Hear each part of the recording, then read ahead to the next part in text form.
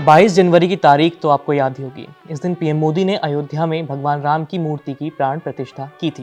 लेकिन आज हम अयोध्या के राम मंदिर या रामलला की मूर्ति के बारे में बात नहीं करेंगे। आज हमारा फोकस होगा अयोध्या से 40 किलोमीटर दूर एक गांव पर। गांव का नाम है छपिया। यूपी के गोंडा जिले में पड़ने वाले इस गांव में आज से 243 साल पहले एक लड़के का जन्म हुआ था। बच्चे का नाम रखा गया घनश्याम पांडे। 11 साल की उम्र में इस बच्चे ने घर छोड़ दिया और अकेले ही निकल पड़ा भारत यात्रा पर।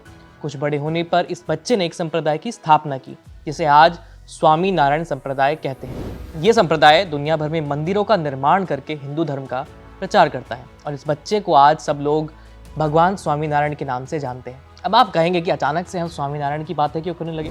तो भाई बात यह है कि स्वामी नारायण संप्रदाय ने आबू धाबी में एक बहुत बड़े हिंदू मंदिर का निर्माण किया है और 22 फरवरी को इस मंदिर का उद्घाटन भी पीएम मोदी ही करेंगे। तो चलिए आज जानते हैं स्वामी नारायण के बारे में और बताएंगे आपको कि कैसे वो घनश्याम पांडे से स्वामी नारायण बने।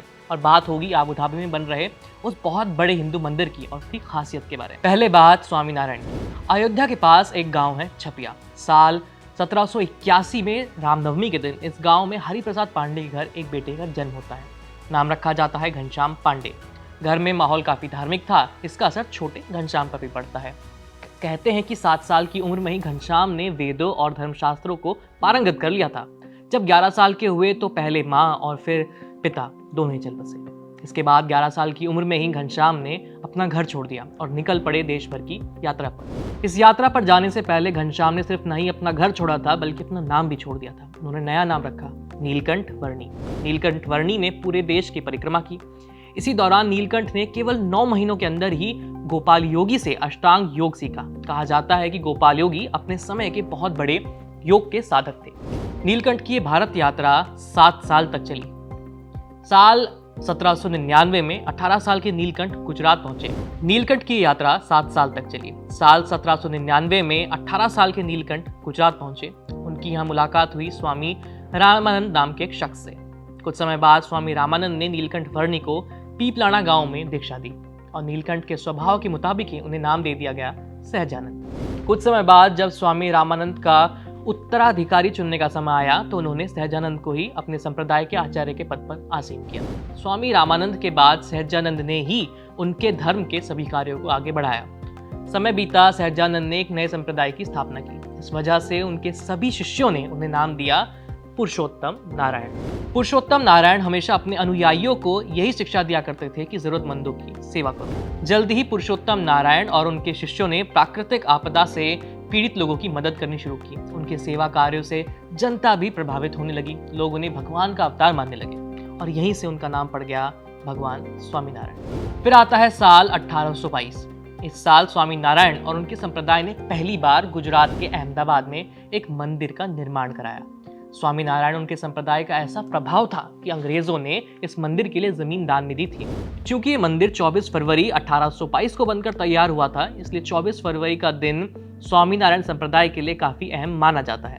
इस मंदिर की खासियत ये थी कि ये सिर्फ ईंटों से बना था और इसमें लकड़ी के खंभे लगे हुए थे। कुछ समय बीता और स्वामी नारायण ने उत्तर प्रदेश में अपने गाँव से अपने दोनों भाइयों के एक एक बेटे को अपने पास बुलाया। बड़े भाई राम प्रताप के बेटे अयोध्या प्रसाद को उन्होंने वड़ताल मंदिर की गद्दी पर बैठा दिया और छोटे भाई इच्छाराम के बेटे रघुवीर को उन्होंने कालू मंदिर की गद्दी पर आसीन किया। लेकिन इस तरह अपने ही भतीजों को गद्दी पर बैठाने से उनके संप्रदाय के कुछ लोग उनके विरोध में आ गए। विरोध शुरू हुआ।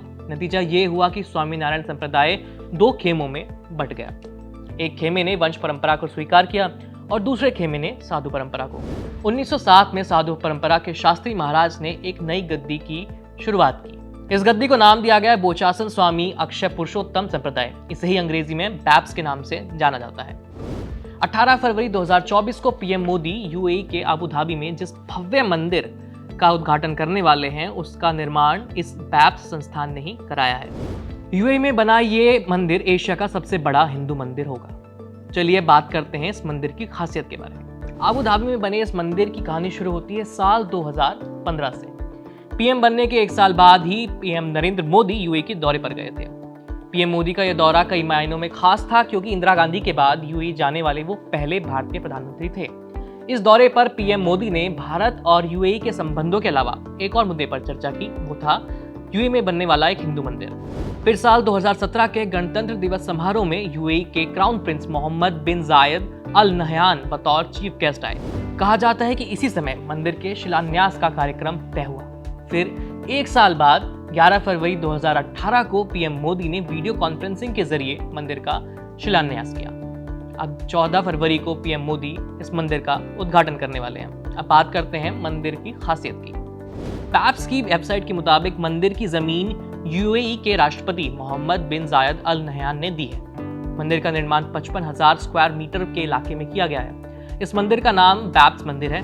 मंदिर की ऊंचाई है 32.92 मीटर, लंबाई है 79.86 मीटर और चौड़ाई है 54.86 मीटर। मंदिर में 7 शिखर हैं जो यूएई के 7 अलग अलग एमिरेट्स को दर्शाते हैं। मंदिर के बाहरी हिस्से में 96 घंटियां लगाई गई हैं। साथ ही इसकी दीवारों पर रामायण, शिव पुराण और भगवान जगन्नाथ की यात्रा को भी दर्शाया गया है। इसके साथ ही मंदिर के पास ही एक गंगा घाट भी बनाया गया है। कहा जाता है कि इसमें गंगा जल की व्यवस्था की जाएगी। आने जाने के लिए रास्ता हमेशा ठंडा रहे इसलिए नैनो टाइल्स लगाई गई है, क्योंकि यूएई में भयानक गर्मी पड़ती है, वो रेगिस्तानी इलाका है। इस पूरे मंदिर को बनाने की कुल लागत है 700 करोड़ रुपए। खास बात यह है कि इस मंदिर के निर्माण में लोहे या स्टील का इस्तेमाल नहीं किया गया है, बल्कि पत्थरों का ही इस्तेमाल किया गया है। इन पत्थरों को और मंदिर में स्थापित होने वाली सभी मूर्तियों को खास तौर पर भारत से ही भेजा गया है। एक बात और, दिल्ली में जो भगवान स्वामी नारायण का मंदिर स्थित है, यानी अक्षरधाम मंदिर के नाम से जाना जाता है, वो भी इसी संस्थान यानी बैप्स ने ही बनवाया है। इसी तरह की और जानकारियां जानने के लिए देखते रहिए एबीपी लाइव। मेरा नाम है आयुष। धन्यवाद।